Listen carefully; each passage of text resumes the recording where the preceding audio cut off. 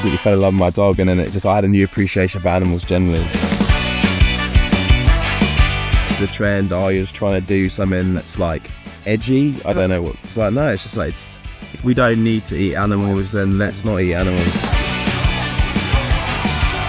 Greta Thunberg was like really banging the drum. How is this kid making way more sense and having a conscience versus, you know, some of the people that are in power? I have no idea where I am right now. It's been a hell of a time, but yeah, next week will be woo, energy. Yeah. So welcome to this episode of the Viva Vegan podcast, and my next guest is Josh Franceschi.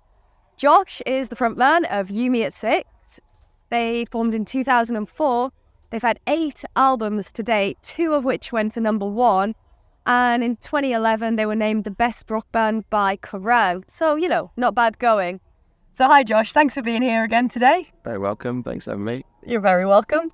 So you've been vegan for 8 years now. Yeah. What was the kind of catalyst to go vegan? Where did that come from? My partner at the time was like, we were pescatarian anyway, and then she's like, let's do vegetarian, and we did vegan, blah, blah, blah. And then, I don't know, it's just something that I think getting a dog kind of like shifted my focus on even more like the relationship between animals and food. And, you know, I don't know, I guess I couldn't desensitize. Yeah, I couldn't desensitize myself from that. I was like, no, this is like something that is important to me to kind of, not be part of, I guess. And yeah, I completely fell in love with my dog, and then I had a new appreciation for animals generally, so. That's really nice. It's often like the way that a lot of guys kind of come into veganism through their girlfriends, it sounds like. Yeah, well, you know, it's one of those things that, like, I don't know, it's not like this now, and I think I was just saying in my previous interview, like, it kind of veganism has gone mainstream, and like the conversation has progressed so much further on that, like, you know, when we were touring and I was like, so the lads like, you know, there's nothing for me to eat, whatever. At first, not now, but at first there was like, people been like, what you doing? What was all about? This is a trend. You're just trying to do something that's like edgy. I don't know what. Like, yeah.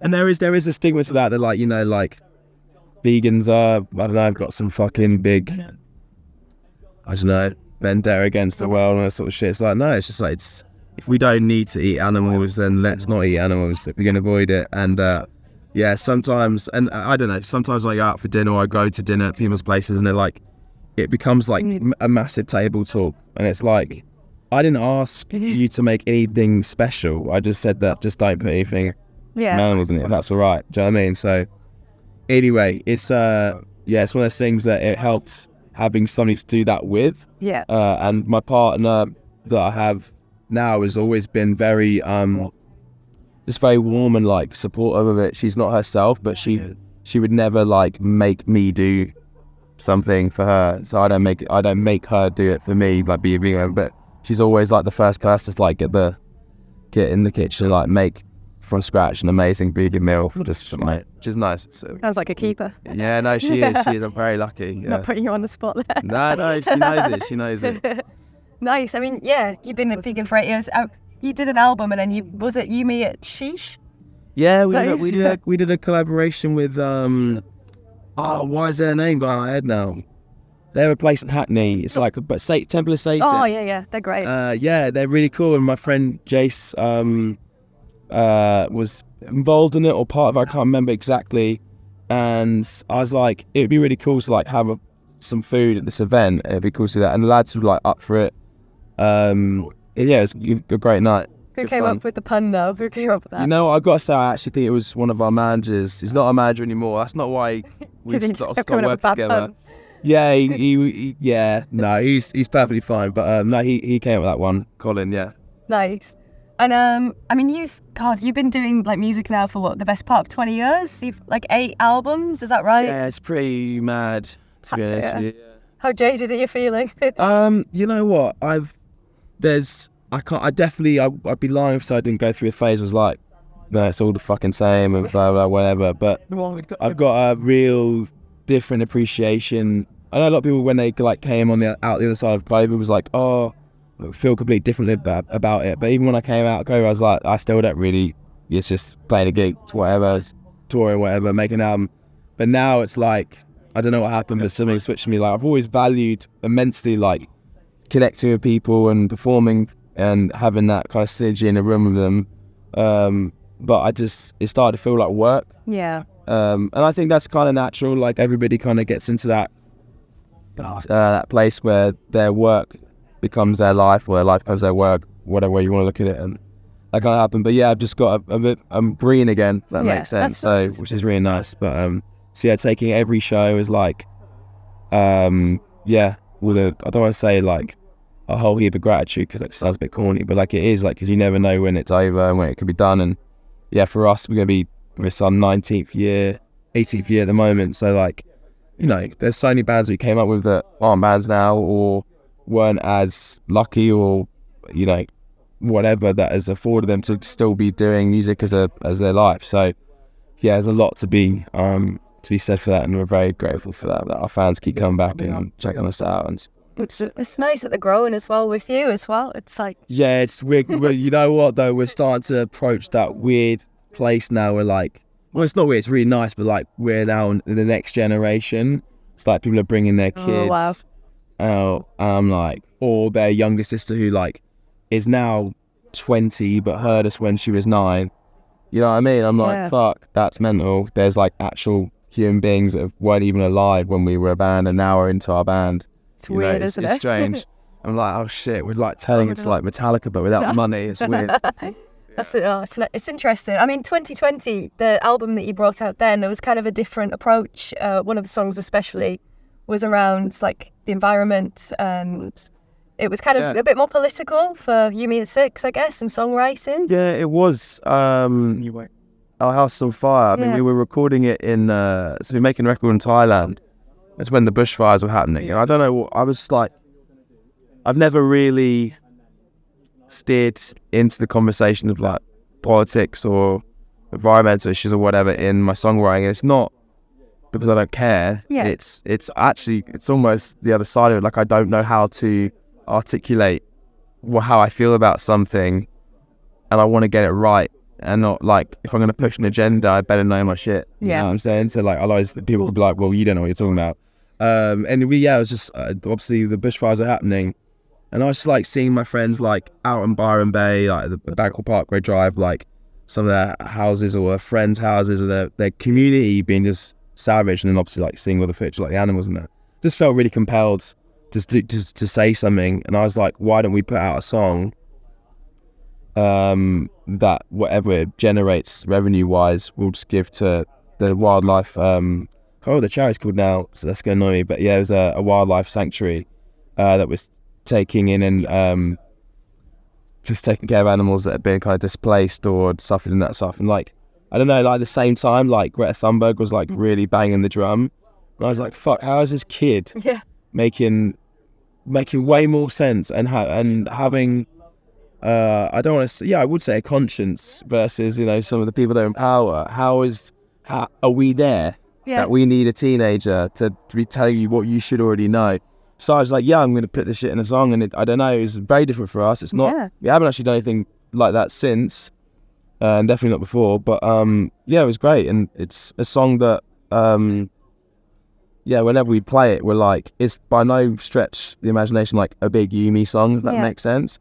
But for us, it's like it has a different place in our like collective hearts, because like, that was something that we did, we felt strongly about it, and then we managed to do something positive with our music, which is for something that's way bigger than us and will always be bigger than us. So absolutely. And I mean, with the younger crowd coming in as well, they're very it's not all just about the animals anymore. A lot of the time now it's very environmental conscious, and planet, of course, because it is burning.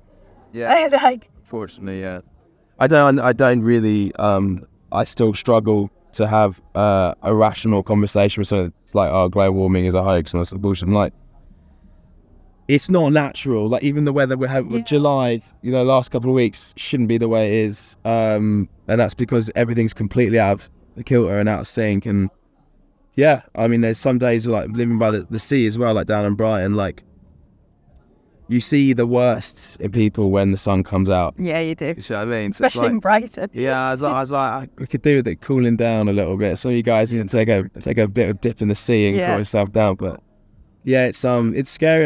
And you know, without being too morbid about it, I think that's been one of the things that me and my partner talked about. How, you know, I think she'd be an amazing mum. I'd love to have kids with her and create our own home and our own legacy, if you like, for our family that we pass on for generations. I'm like, but there isn't gonna be. Yeah, it's, you know, and that is like a serious conversation. That, like, you know, I think there was and it was the hottest day ever recorded on record the other day in Europe for mainland Europe. I was like, if that's not scaring you, then I don't know what will. And what's even more, I guess, uncomfortable is the notion that, you know, there'll be places that would get completely wiped out and become uninhabitable and not, you won't be able to live there. It'll be too much. So, and it's frightening because then you'll have the migration crisis because there's too many people on the earth, and then they'll be moving to these places, and it's like, oh god. Yeah, it's I mean, I don't know if I don't know, it kind of all feels a bit hopeless because then it's like, you know, you're out there fucking sorting out your recycling at the bin, and then you like turn on the TV and see like China just knocking out, like, you know, wrong, God isn't knows it? what. I'm like, well, what's the point? Yeah, and all the water companies just pumping sewage into the rivers. Again, living by the sea, like I'd never really, I guess it hadn't been on my radar, but when you're having to like look at an app to see how much shit might be in the sea before you get in it, that's the problem. Yeah. And then you're paying these extortionate inflated prices for water and energy, and you're like, what are you lot doing? What's happened to the world? Like, who's allowed this? I don't know, the Freemasons, the Illuminati, all that lot. You'll see, I'll get... That's it now. Tomorrow, Josh dropped down dead. I've brought down the house, so I'm gonna be in trouble. Yeah. Either that, or you'll just get tinfoil people on the comments, like. Yeah, it'll be fucking morons anyway. Hard work, yeah, hard work, sure. I mean, the new album as well. We'll move on to that a little bit. It's gone a lot more back to kind of the roots of things, and yeah, I think we had a very like self-reflective moment actually in our band where we were like, who are we? Why are we still here? What are we offering to the conversation? And we got to the conclusion that I understand and identify who the best pop band is, who the best indie band is, or like, do you know what I mean? Like, you understand what your seat at the table is. And I was like, well, the last couple of records we've done have been brilliant for us because it's been about us making whatever we want. And I feel like we should try and, I don't want to say reclaim our space at the table because that just sounds like a bit of an odd thing to feel or say, but like, I guess reclaim our identity as a band. Like, what we talk about music, what are they? What kind of music they play? And I'd say that, you know, I mean, Sucker Punch is one of my favorite records I've ever done, but it's a total car crash of a record in terms of like, it's weaving in and out of genres constantly. Got to be pretty confusing for a listener. You put it on, you're like, what band are you?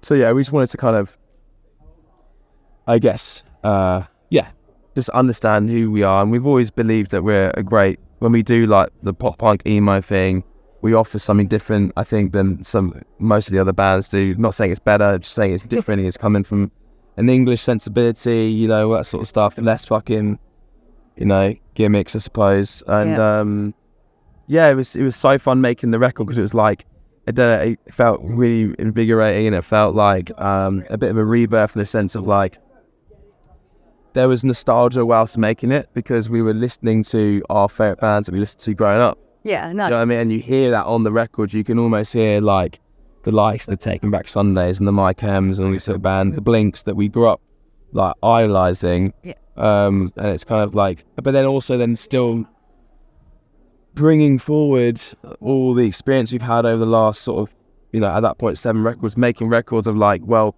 we can do this kind of music, but we can still present it in a different way. We can still add different textures. We can add additional programming and different, you know, instrumentation to keep it feeling, I don't know, not necessarily. I'm so hungover that my brain is not working. I apologise to viewers.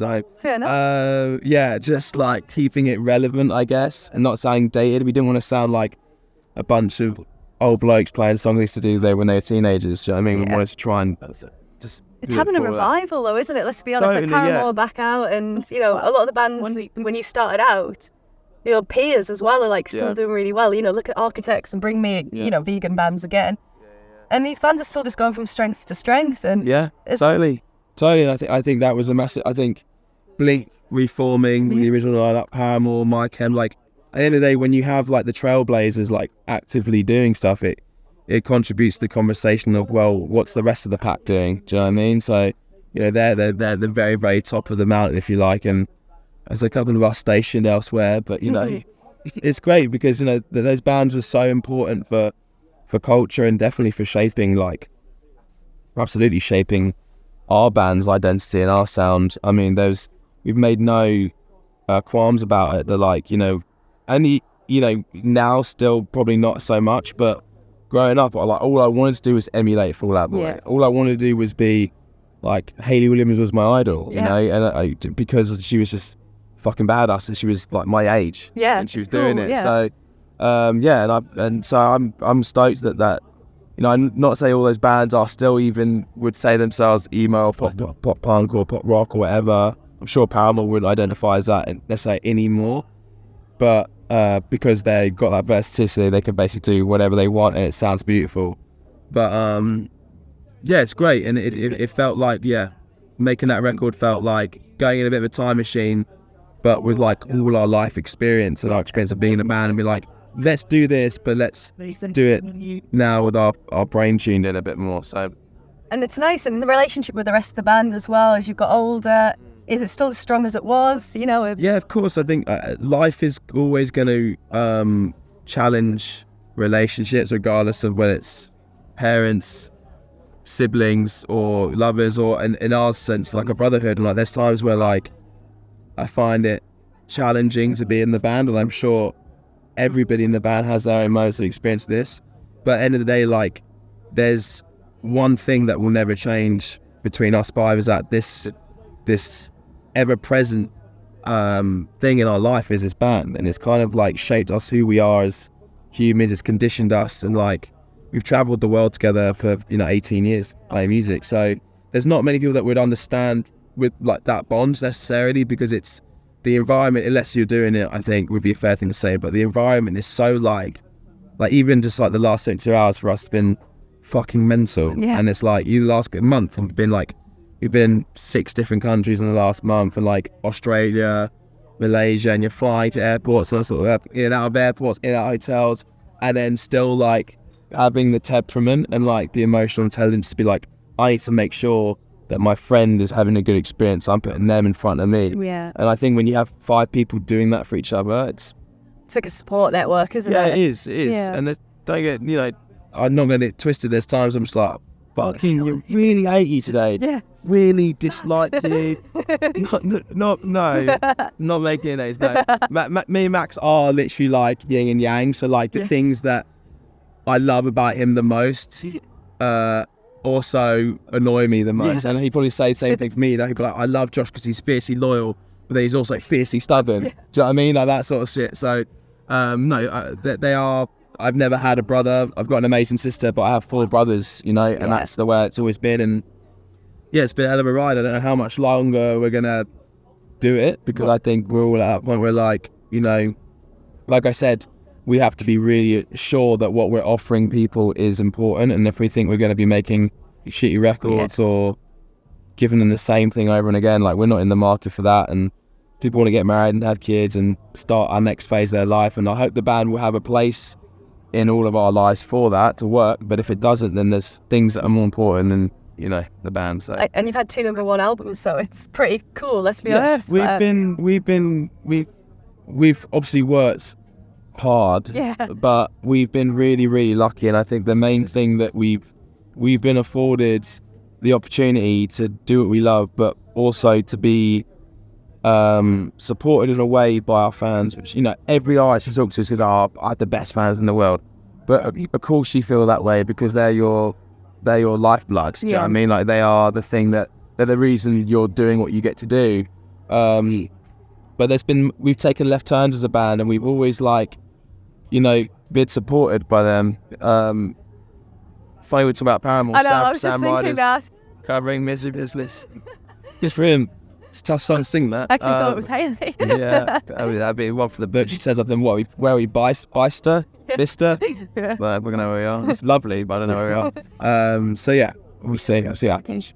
Excellent. you've been vegan for 8 years. What is it that keeps you, that keeps you kind of driven about, like, and passionate about veganism? I'm one of those that, like, I don't go around like banging the drum about it, and that's not to say that it makes you feel uncomfortable when others do. I think it's brilliant. Whatever brings you that thing that we're all looking for in life, with that joy, that